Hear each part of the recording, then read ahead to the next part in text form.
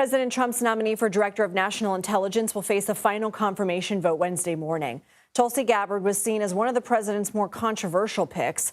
During confirmation hearings, she faced questions about meeting with Syrian dictator Bashar al-Assad in 2017 and controversial comments she made about the war in Ukraine. CBS News congressional correspondent Nikole Killion joins me now from Capitol Hill. Nikole, how do we get from Gabbard being one of the most controversial picks to her being expected to face little, if any, Republican defections for her confirmation vote?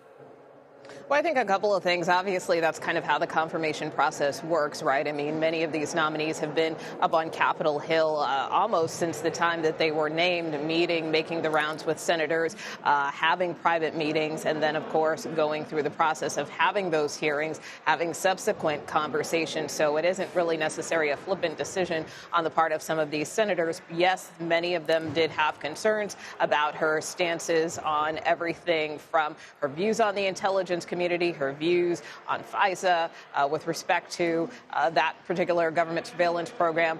Also, during the hearing, of course, she was pressed numerous times as to whether or not she believed Edward Snowden, the former NSA leaker, was a traitor, and her positions on Russia, of course, as well as her visit to Syria when she was a member of Congress.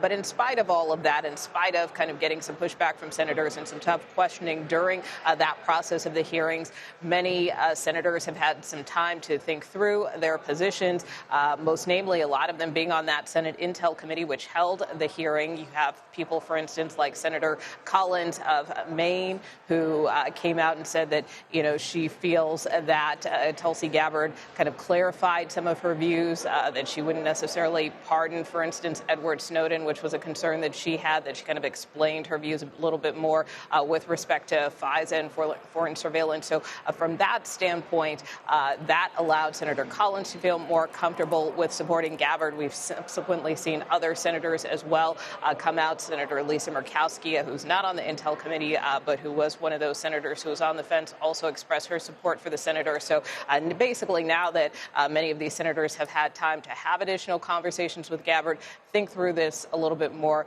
they have warmed up to her nomination, even though many Senate Democrats are vehemently opposed. King Abdullah, Jordan met with a group of bipartisan lawmakers Tuesday. What did they discuss?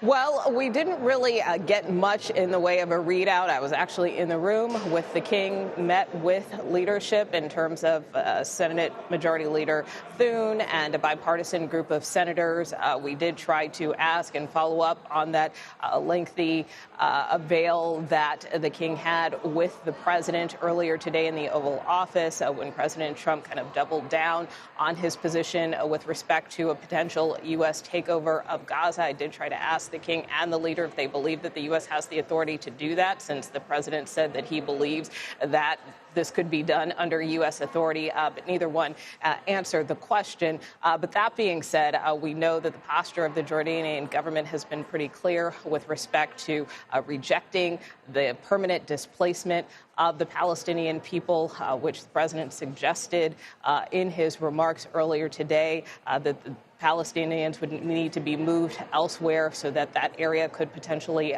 be redeveloped in the Gaza Strip. Nonetheless, many members of Congress, even when the president made his remarks last week, kind of put some distance there, saying while they welcome solutions to the conflict in the region, it is one that merits further discussion. Nikole Killion, thank you.